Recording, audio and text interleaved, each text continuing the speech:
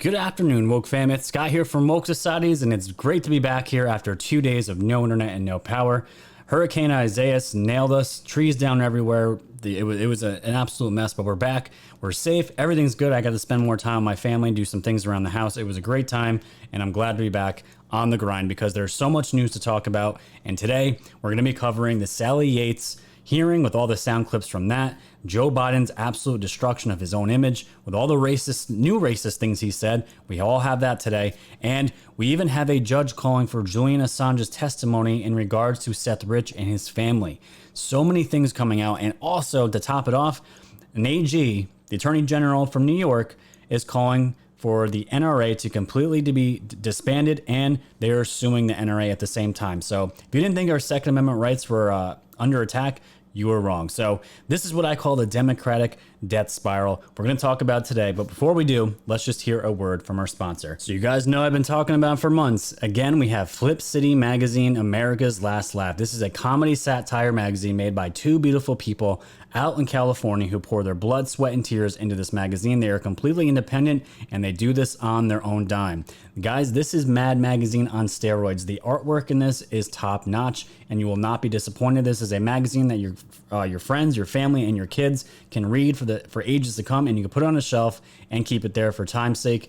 And it's a snapshot of history. You can't go wrong with it. So Scott, how much is this magazine, you ask? Well, I will tell you. When you go over to flipcitymag.com, you'll come over to their website. You'll have a link here to their to the subscription. When you click it, it brings you to their price page. And here we are. It is $20 for a magazine, for a year subscription, guys. That is 4 magazines, 1 per quarter, so it's $5 a magazine that it breaks down to.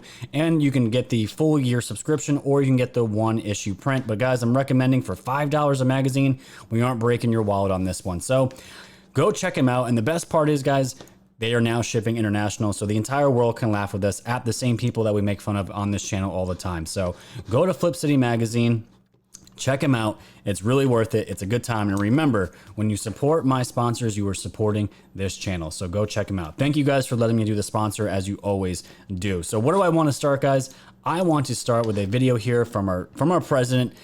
And all he simply said is drain the swamp. And this is where we're going to start our episode out today, because remember, Obama, Hillary, all these people said they were all part of the peaceful transition of power when Trump came into power, right?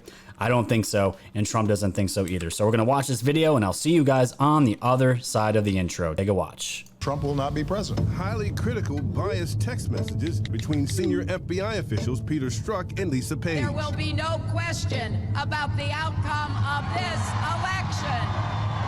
And she got ahead of herself. This utterly stunned this campaign. Head home. You should get some sleep. We'll have more to say tomorrow.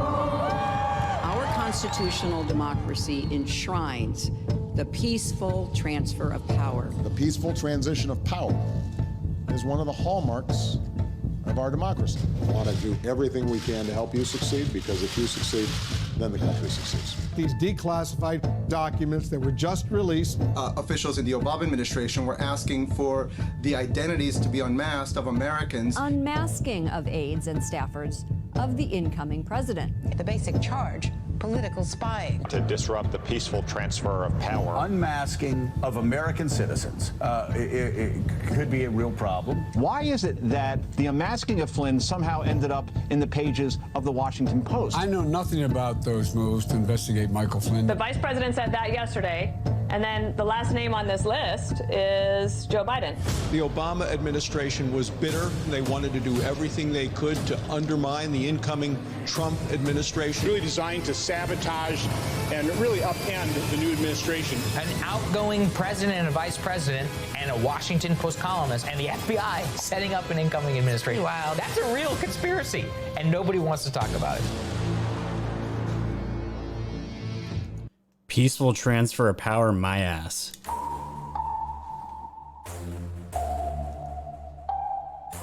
Thanks for tuning in to the land of the real. But it's like the Twilight Zone, the plan is surreal. It'll blow your mind when the plan is revealed. Bring bringing dark to light all the plans they conceal. Grab your flashlight, it's time to go down the rabbit hole. It's dark and hell is hot, dealing with satanic souls. The tide is turning, patriots are now in control. Apply aggressive pressure right now until they fold. Stay woke, open up your eyes and keep them peeled. All they do is lie, realize not everything is real. Through Project Looking Glass, the future is revealed. Future proves past, but there won't be any deals. Woke society's fam, you know it's time to go. Grab your popcorn, sit back now, enjoy the show. Severe and non on the mic, so come on, enjoy the flow. The wave is rising and you know it's only gonna grow.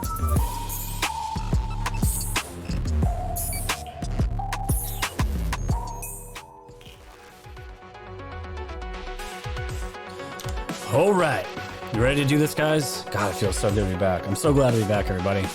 Peaceful transfer of power, they said. Peaceful. And we want to do everything we can to make sure you can do the best job possible, Mr. Trump. Yes, lying directly to his face. Man, well, we're going to see more people lying directly to other people's faces right now because I have the breakdown of the Sally Yates trial that happened yesterday. Not trial, but hearing yesterday. And she was being grilled by the Judiciary Committee, and it was great to see. I wasn't able to see it, but thank God other people were, and they got clips, and my man Methods is always on it. And first up that we're going to hear from is Sean Halley destroying Sally Yates. Let's take a watch here, and we'll get the show started. Final question.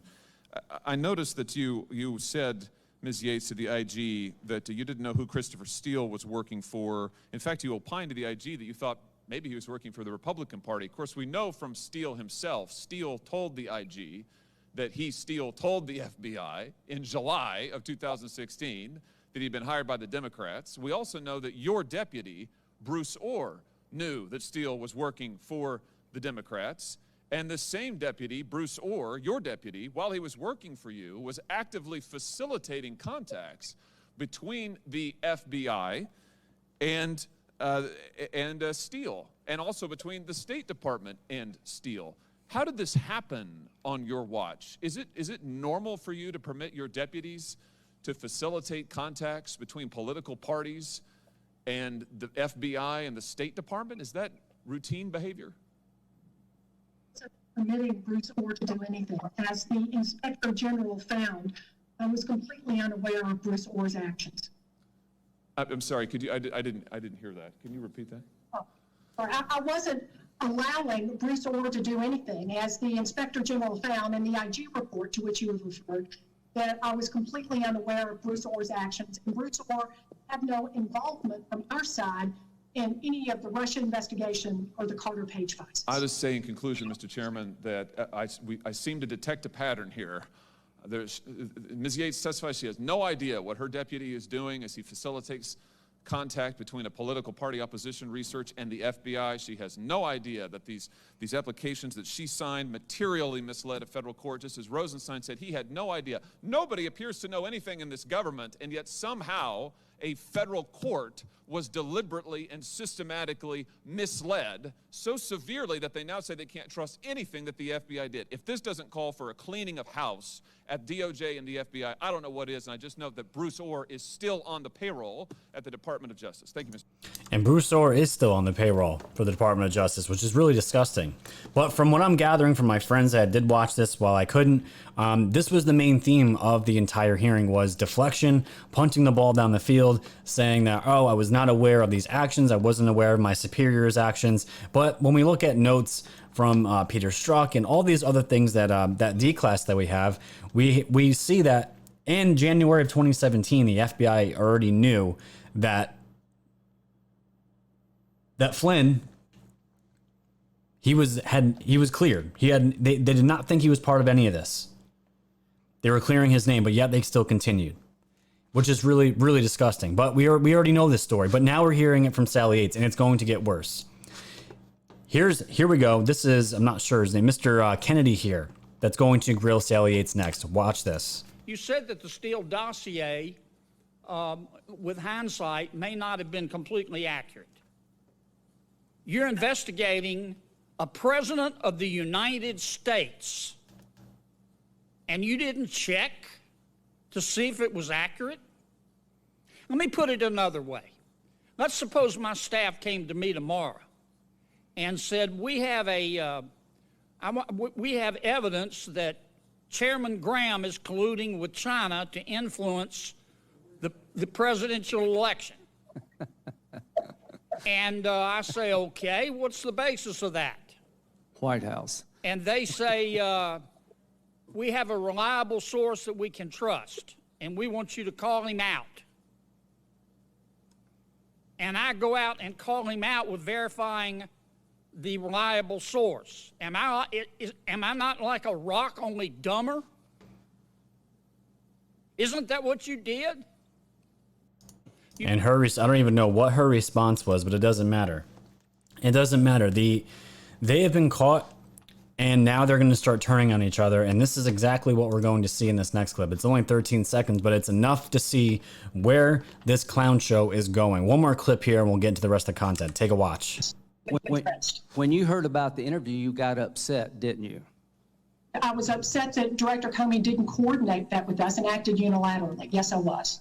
Okay. Did Comey go rogue? But you could use that term, yes. You can use that term, yes. Did Comey go rogue? And now the finger pointing is going to be, it's already started. It started a couple of years ago with Clapper and James Brennan.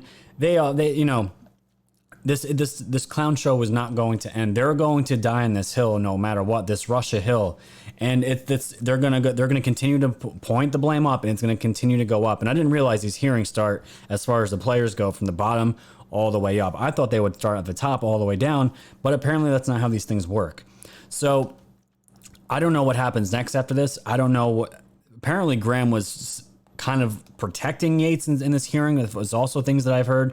Again, I wasn't able to watch it this time, or else I'd give you a better synopsis of what is going on here. But either way, this is what I call the Democratic death spiral. This is what's going on here, and it's really crazy to see it play out now. And even worse, this is from Catherine Heritage here on Twitter. This is from Sally Yates herself. Former Deputy AG Yates testifies that Lindsey Graham, she wouldn't have signed Carter Page FISA if she had known about FBI errors. Logan Act came up in January 2017 White House meeting, but could not say who raised it. And Comey went rogue on Flynn interviews. So we have Yates here saying if she knew what she knew now from her superiors, and she's saying she has no idea, remember that, she has no idea any of this stuff was going on, she was just taking orders, she wouldn't have done what she did. And we're seeing this common theme among all these players.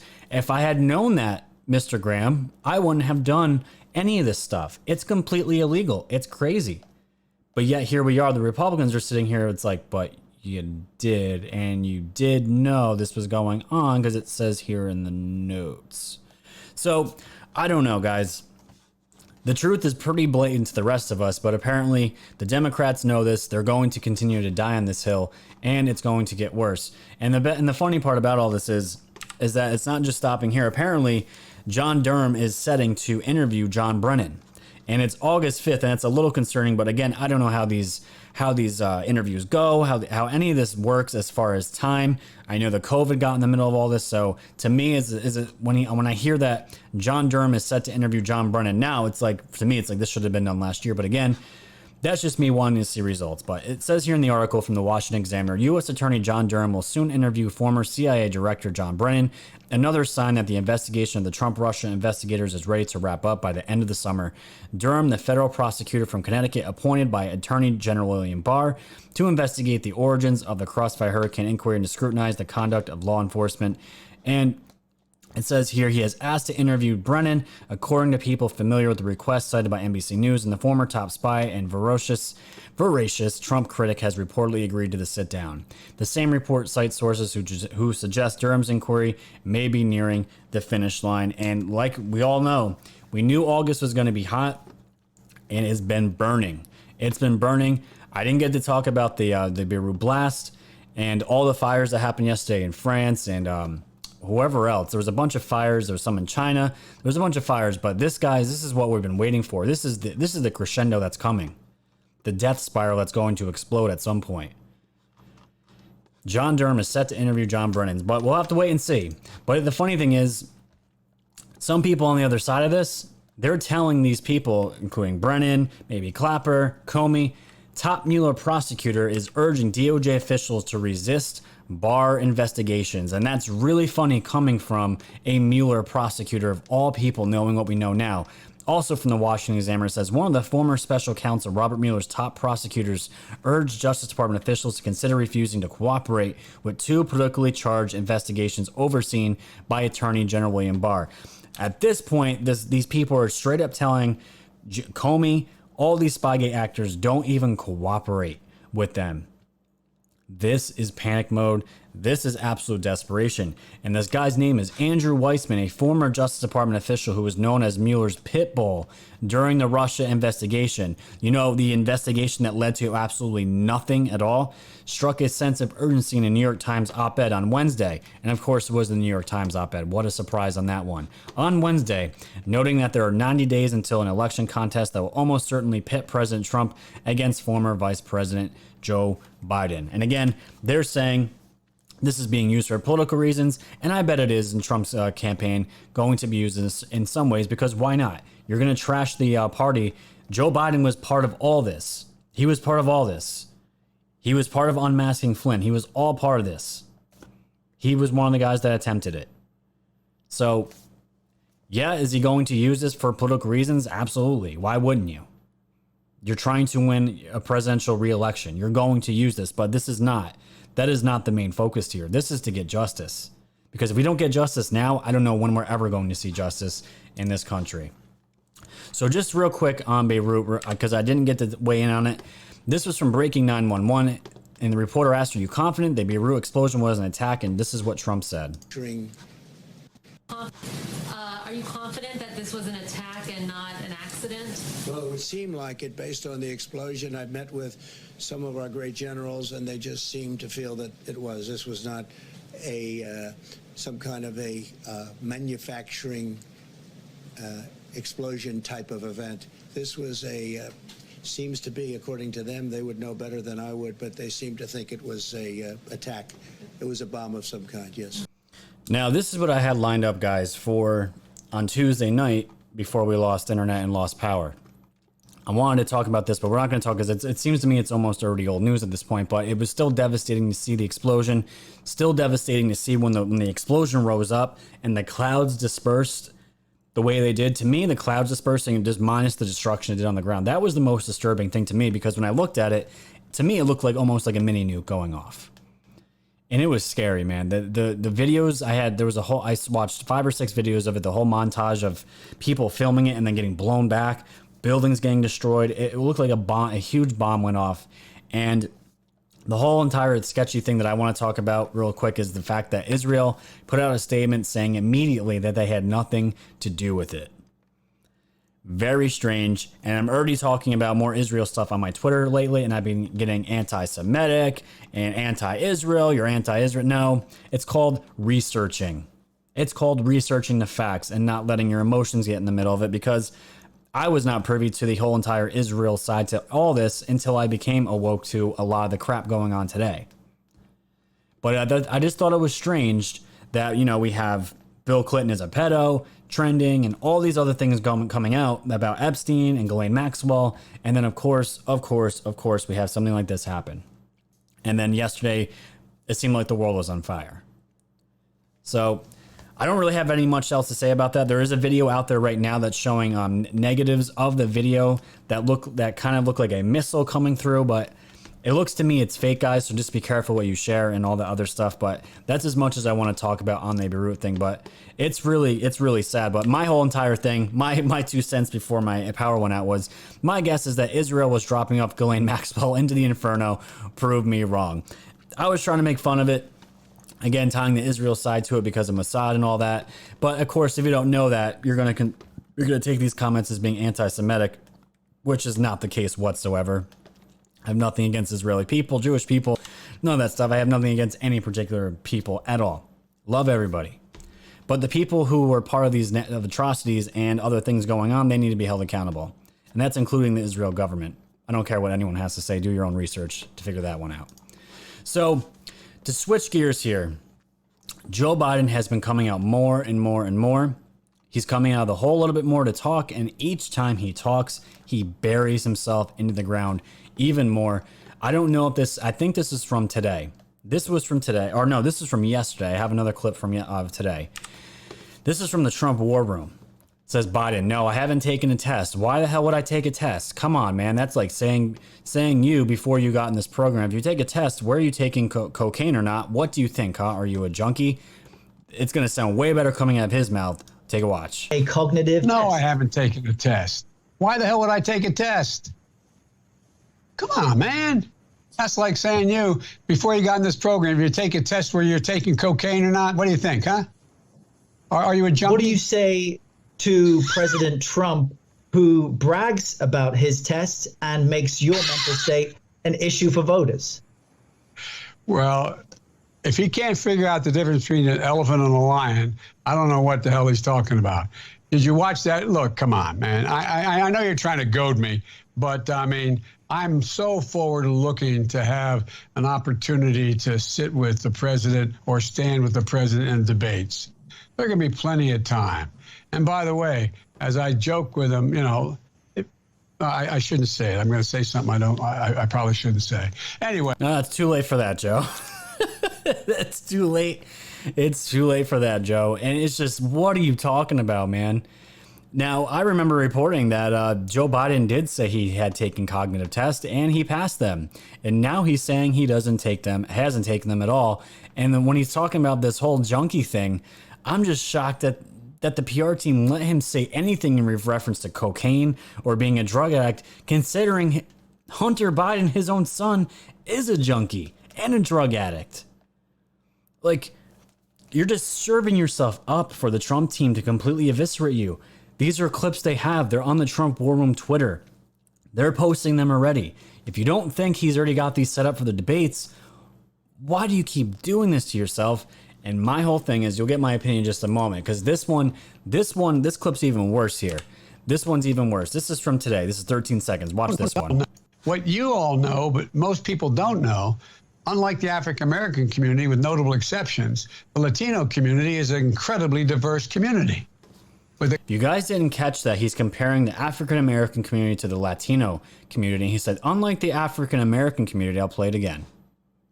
People don't know, unlike the African-American community, with notable exceptions, the Latino community is an incredibly diverse community. So I guess the African-American community is not a diverse community. Incredibly different attitudes about different things. What you all know, but most people don't know, unlike the African-American community, with notable exceptions, the Latino community is an incredibly diverse community. It's unreal. If Donald Trump had said this, the entire country would be on fire right now. It'd be all over every news outlet, but we know what's going to happen. The media is going to insulate him. Their team is going to insulate Biden as much as they can because they have no other choice at this point. My thing is with all this, because it's becoming more and more and more obvious that there is no way Biden is going to be on that stage debating the president. I can't see it happening. I don't think Biden's going to be the nominee, to be completely honest. I don't think he's going to be. How can he be? He's backtracked on so many things, and I don't even know what his platform is besides that the post office is one of the few play organizations that's supporting Biden, and that should be a huge concern for everybody in this country because of the mail-in voting and the mail-in ballots. I mean, what the hell is going on? And I just don't know how you can be. How can you possibly be a candidate for this when you're talking like that? It's just, I don't understand. And Trump had a response to this thing this very morning. Look at Trump's response to what Joe Biden said about the black community. Joe Biden this morning totally disparaged and insulted the black community. What he said is incredible, and I don't know what's going on with him, but it was a very insulting statement he made, and I guess you'll figure that out. You'll see it in a little while, but it was a great insult to the black community. Absolutely was. And Trump knows what's going on, man. He knows he knows Joe's on the decline, and he's going to continue to sit back and let his enemies destroy themselves because that's what he's been doing up until this point. Playing this 5D chess game that we're all seeing play out. And the funny part about it is there was an article that we're going to see right now We're going to see this right now from the New York Post. Michelle Obama says she has low-grade depression and she blames Trump. Before we get into the article, I doubt it's because of Trump. I'm assuming it's probably because of the shit that comes out of Joe Biden's mouth on a daily basis now, especially about the black community, which obviously she is a part of. But she's blaming Trump for low-grade depression. This is what she had to say. Former First Lady Michelle Obama says she's suffering from low-grade depression, in part because of President Trump. I'm dealing with some form of low-grade depression, not just because of the quarantine, but because of the racial strife and just seeing this administration. Watching the hypocrisy of it day in and day out is dispiriting. Obama said in her new podcast that Twitter and Spotify, everyone is promoting out right now. The Obamas still live in D.C. Their home is less than 2 miles from the White House in a quiet neighborhood of mansions. First daughter Ivanka Trump lives around the corner. The former First Lady remains revered by Democrats and said she tries to keep up routines such as working out to feel better. You want to know why she's depressed? Because her husband is going to be ousted as a spy and a traitor to this country that she was a part of. And on top of it, the man that Obama literally said in a video to Joe Biden, in a campaign video for Joe Biden, said, "I embrace you because you're one just like my family." And to say that, you're one like my family, while the man is making fun of an entire race and degrading an entire race of people in front of the entire country. These clips have thousands and thousands of views, and this is the man that's going to support and have black values on the forefront, Latino values in the forefront. It's just a joke. It's an absolute joke at this point. It's an absolute joke.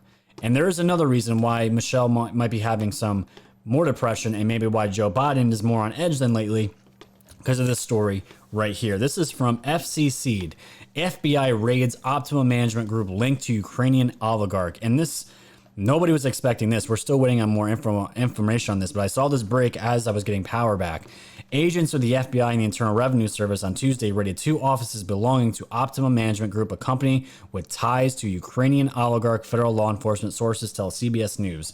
Now, why is this important? Because we know that Biden and Hunter and Obama, they all had dealings with the Ukrainian government. We knew they were doing shady things, and we knew what Biden did when he did the whole quid pro Joe thing with the prosecutor that was investigating his son, was going to withhold bank loans of like $1 billion and said, if you don't get rid of this prosecutor, there goes your loan. They end up caving to Joe Biden's demands, and here you have it, the quid pro Joe, which they also accused Trump of doing, which didn't go anywhere as well. It's just really funny. But now the federal agents conducted the raid of Optimum Management's offices in Miami and Cleveland as part of an investigation out of the U.S. Attorney's Office for the Northern District of Ohio, which has been ongoing for more than a year, a source said. Agents are believed to have seized items including computers and laptops. However, an exact description of what was taken by federal agents is not publicly available. Now, the reason why this is a big deal is Kolominsky also has ties to the Ukrainian president, Volodymyr Zelensky, a comedian whose television show aired on a network owned by the oligarch, the Daily Beast reported. During impeachment proceedings into the President Trump's dealing with Zelensky, several witnesses testified about the new Ukrainian president's relationship with Kolominsky. So we're seeing a lot of ties here. Daily Beast, of course, is going to tie some kind of negativity to Trump through this investigation, which is not surprising at all. And you kind of just have to smirk and laugh at it like I'm doing right now, because you just get so desensitized to all this. Nothing surprises you anymore.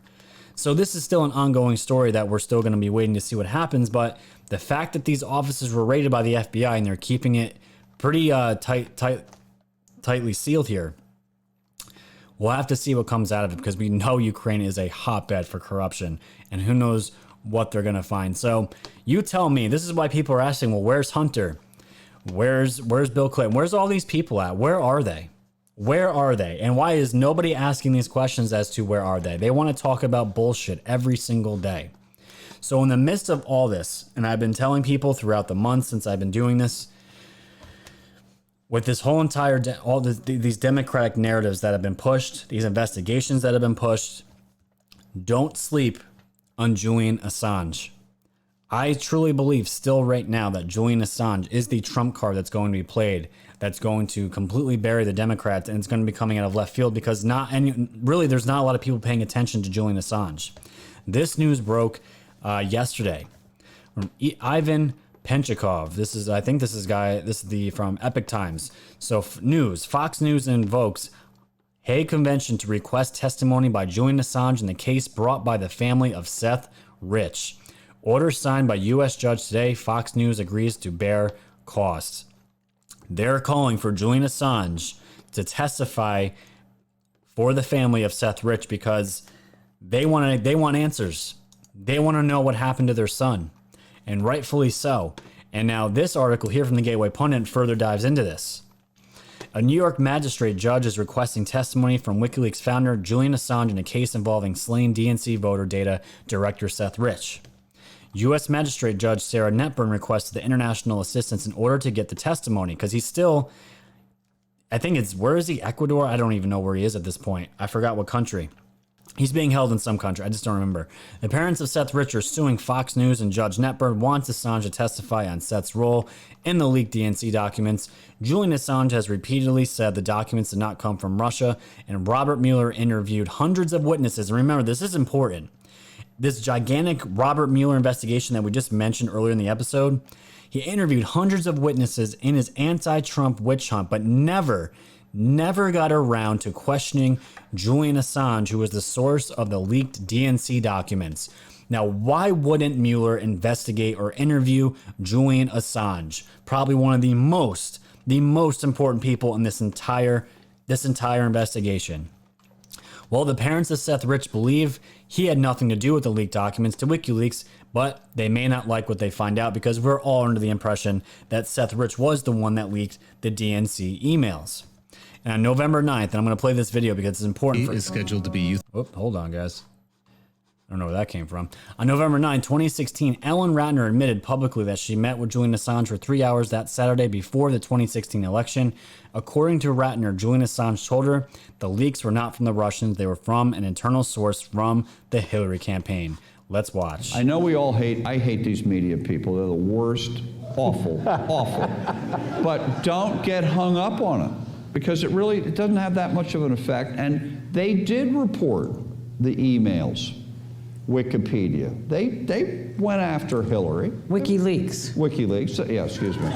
By the way, just FYI, I got to take a WikiLeaks. I spent 3 hours with Julian Assange on Saturday at the Ecuadorian embassy in London. Listen to this. Go ahead. Well, I did. Yeah. But one of the things he did say is that the leaks were not from the Russians. They were an internal source.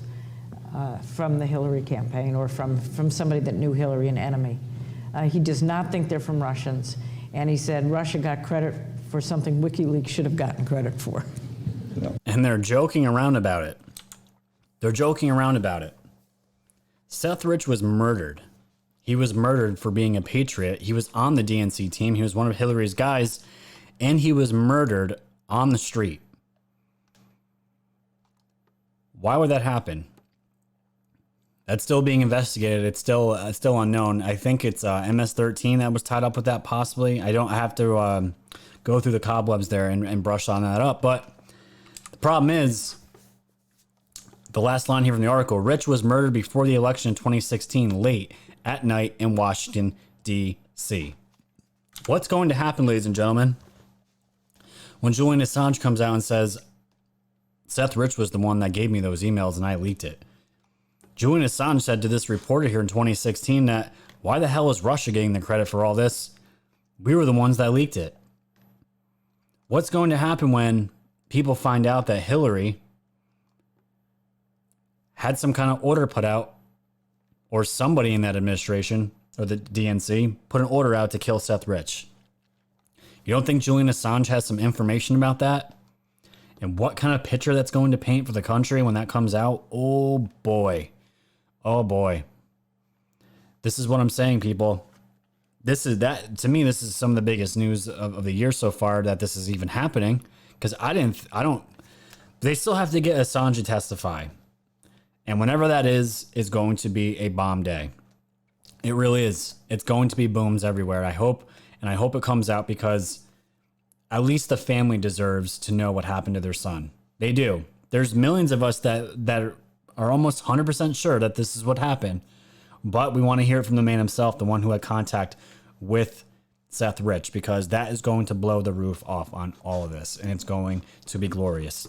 Let's transition gears here to some other news that happened last night, because we need to talk about social media because they have stepped up the level of censorship and it's getting worse. This is from Washington Post. Facebook, Twitter penalized Trump for posts containing coronavirus misinformation. Now, the original story was that Trump's Twitter, his own personal Twitter, was taken down, but it looks like that wasn't the case. This was actually Team Trump. Twitter penalized Team Trump, the president's campaign account. An earlier version of this article said that Twitter penalized President Trump's account. Facebook and Twitter on Wednesday took extraordinary action against President Trump for spreading coronavirus misinformation after his official and campaign accounts broke the rules, respectively. Broke the rules. So in the removed video, President Trump can be heard in a phone interview saying schools should open. He goes on to say, if you look at children, children are almost, and I would almost say definitely, but almost immune from the disease. Didn't say they are, but almost immune from the disease, and they have a stronger immune system. The twin actions came roughly 3 months before the elections, in which Trump's performance on coronavirus is a key issue, and the social media companies have made it clear in recent months that they will not tolerate misinformation on the global pandemic, but they will push information that is fed to us from the WHO, which is directly, they should just be called Chinese propaganda. That is what social media is pushing onto us, and if you argue against it, you are going to get censored, you're going to get taken down. And it doesn't matter who you are, because obviously they will go after the president and his team literally 3 months before an effing election.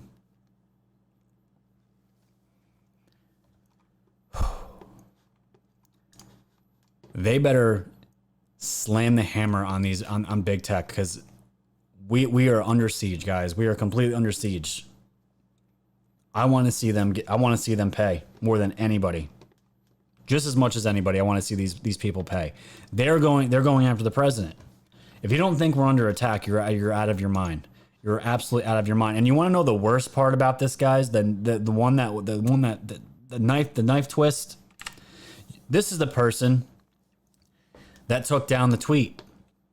Awful optics for Twitter to have the former press secretary for Kamala Harris. This was the moderator that took down and suspended the Team Trump account, a finalist to be Joe Biden's running mate. Explaining this. This is Nick Pacilio. The original tweet from Team Trump is in violation of the Twitter rules. I swear if I hear that, I don't know how many times I've seen this, on COVID-19 misinformation, and we've required removal. You have Joe Biden's probably top pick, Kamala Harris, the running mate for vice president. And you have the former press secretary of Kamala Harris moderating and making decisions to turn off Team Trump's Twitter account. And you want to talk about election interference and spit in our faces and continue to say Russia, not that Russia is not going to do it still, but even in our own country, Twitter is allowing this to happen. It's just baffling. It's so apparent, and people are still lost in this, and it gets worse because there was stories yesterday. For me to get internet, I had to go outside, and I'd get like smidges of it. My bars I'd be like 1 or 2 bars, so I was able to catch some of this yesterday. And on Facebook, I wasn't able to pull it up, but I'll read it off my phone because I put this in my Facebook this morning.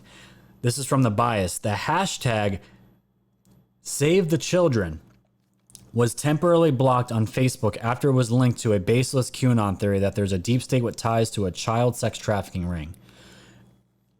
They are still calling QAnon theories, conspiracy theories, being deep state ties to sex trafficking rings after news broke.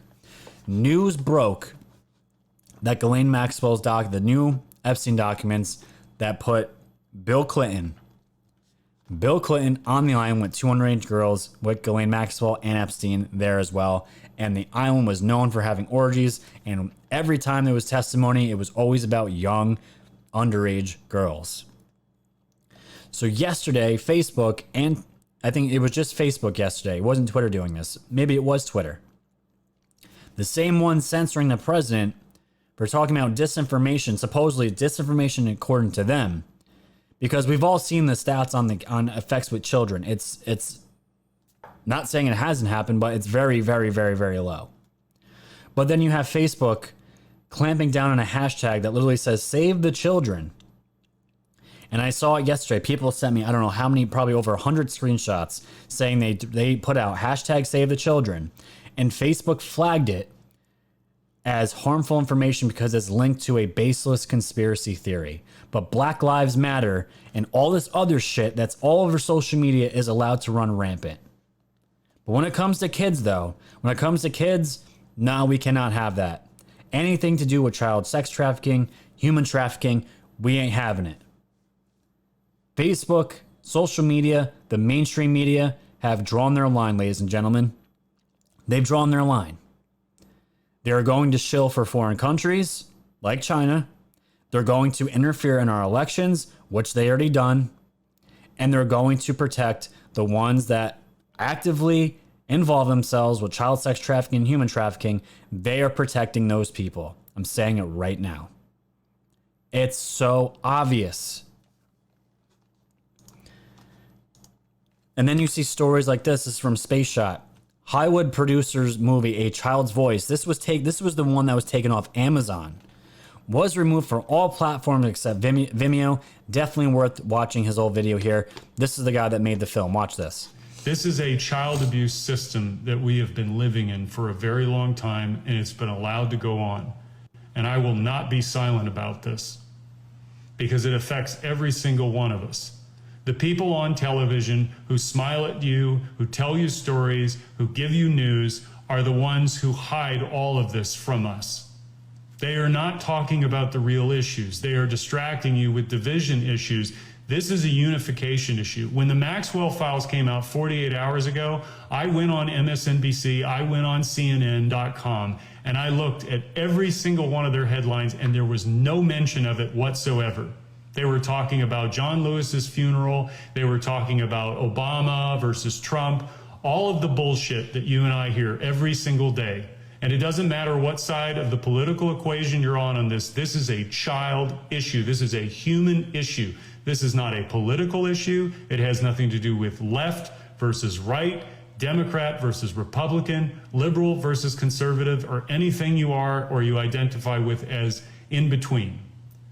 We are faced with a crisis of consciousness. This is a crisis of consciousness, and he has a great point. Everything that's out there that's being pushed, that wants to be pushed by the establishment, is about division. And I've been saying it since I started doing this channel.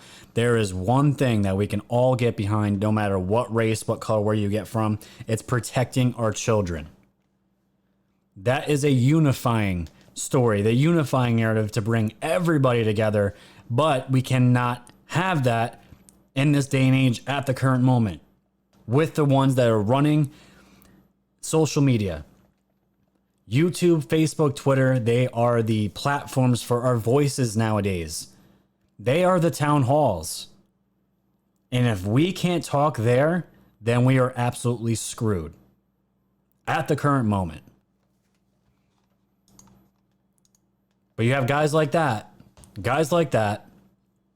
made a movie called A Children's Voice talking about this exact issue, child sex trafficking to pedophiles and people that buy children like slaves. That is not allowed. Are you guys seeing what's going on? Are you waking up yet? I hope to God you are. I really do. Just some last news here, because this was living in New York. You just got to laugh at this crap at this point. So the Attorney General here, what's her name? General Letitia James. She put out on Twitter yesterday, and I saw this because I got my power back at this point. She was going to make a big announcement to the entire country at 11:30 a.m. this morning. And my first thoughts were, here we go. We're going to go talk about Trump's tax returns. That wasn't it. We're going to talk about Russia. That wasn't it. No, you want to know what? You want to know what the New York State Attorney General is focusing in right now? You guys are going to laugh. She wants to dissolve the National Rifle Association and alleging financial fraud. Now, I'm not going to sit here and say the NRA is a perfect organization. there's bad actors in almost every organization, and that's fine. But coming from an attorney general from New York, knowing the state that New York is in right now, it's a shit show. People are dying just as much as they are in Chicago.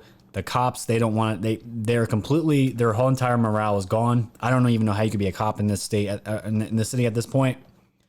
She wants to worry about dissolving the NRA. Meanwhile, Black Lives Matter, Antifa are running rampant all across the city. All across the city.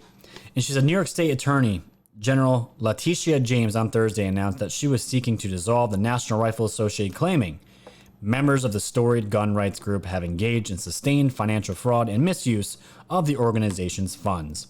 James said at a press conference that an investigation into the company's finances over the last 18 months revealed tens of millions of dollars in illegally misappropriated funds. Well, good job, Letitia James. I am so glad you were looking into this now, because ultimately we know what this is about.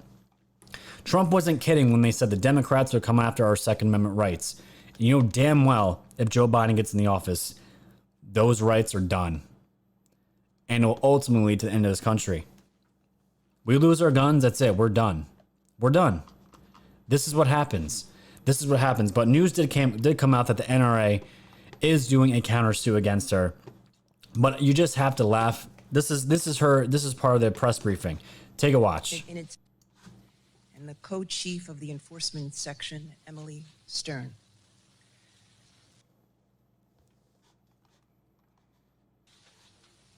Just a few minutes ago, my office filed a lawsuit against the National Rifle Association to dissolve the organization in its entirety for years of self-dealing and illegal conduct that violate New York's charities law and undermine its own mission. And the co-chief of the enforcement section. And yeah, she went on for I don't know how long. Everyone was kind of like, what the hell is this going to be about? And it's about the NRA. The NRA. And it's really, really scary to see these things happen and the attacks that are happening. Meanwhile, where you live, the city where you live burns down. And can you imagine living in a world where you go to buy a gun, and because of who you associate yourself with, maybe politically, or you're known for a certain issue, what if you go to buy a gun and you're not allowed to buy a gun anymore because you're put on a list wrongfully, but it doesn't matter, you're still rejected? Well, this is exactly what happened to James O'Keefe as we wrap up today's episode. Look at this. I have been denied my constitutional right to bear arms. The FBI has erroneously put me on the NICS background check system as a convicted felon. Are you James O'Keefe? The FBI has you on some list. Watch this one. Gentlemen, looking for anything in particular? Looking for a shotgun? All right, let me go run this real quick. You have to run me through the system, right? Yeah. The federal thing? Oh, yeah. Yeah, this is a federal background check. Okay. All right, denied you. Denied? Yep. Sorry, you were denied. Denied? Ah, man, unfortunately, they denied you. Denied? You're an American citizen. You haven't done anything wrong. And now all of a sudden they're shoving a polo stick up your ass. Project Veritas, the videos. Oh, yeah. That's who I am. I don't know if that has something to do. That's why I know the name. Yeah. I recognize. That's why I know the name. You're James O'Keefe? Yeah. Dude. I hope it's not retaliating against me because of our journalism. I'm probably sure it is. I bet you it is. That's and you crazy. probably have a lawsuit on your hands. This is James O'Keefe in upstate New York outside this gun store. I was just denied my constitutional right to purchase a firearm. They gave me this piece of paper. I'm on some type of federal list. Apparently the FBI has erroneously put me on an NICS background check system as a convicted felon. The problem? I'm not a convicted felon. I intend to go to a few more gun stores in the area, attempt to purchase a gun, and document what happens. I'm sorry, you were... And he does. And he absolutely does. This is happening right now, and James O'Keefe, he's probably gonna be able to make a living just off all the lawsuits he's won. Now he's gonna go after the FBI, and he can probably sue for a lot of money. Imagine going to a store, finding out, a gun store, you're trying to buy a gun, and you find out you're on a list as a convicted felon, and you've never convicted any kind of crime like that in your entire life, but it's just this has to just be an error, right? And he was not able to buy a gun. That is the future, ladies and gentlemen, if this president, our president Trump, does not win. It's scary. This is how close we are to losing everything. And this is why I left my job to do this full time, because it is so important. We are literally fighting for our lives and our children's lives, and we are literally one generation away from losing it all. And that's just the truth. So we're gonna have to see what the rest of the week brings. Today's Thursday. Tomorrow, guys, I'm gonna be on with Methods at 3 o'clock Eastern to make up for the Wednesday show that we couldn't do. And I'm also gonna be doing an interview with a future sponsor for two guys that are building a brand new social media platform that's going to hopefully be a game changer for the future to come. A place where no one has to worry about being censored or canceled. They're gonna be on the show tomorrow night as well. But I'm also going to be doing a show in the afternoon with Methods to go over everything that's happened this week, and we're going to have our show. So be in store for that. So thank you guys. Thank you out for the podcast world. Thank you everybody that was able to join. Thanks for waiting for me, guys, for the 2 days. And the live stream that I put on outside, when I was outside for 4 minutes, it got 15,000 views. You guys, thank you. You are the backbone of this channel, and I appreciate each and every one of you. So on the way out, check out my store. You guys can see the merch on the side there. There's so much more in the links below. Go check out flipcitymag.com, the amazing magazine, and check out all my other links and profiles for anything that you guys need from me, and wherever you can reach me are all down below. So thank you, everybody. Stay safe, stay warm, and always stay woke.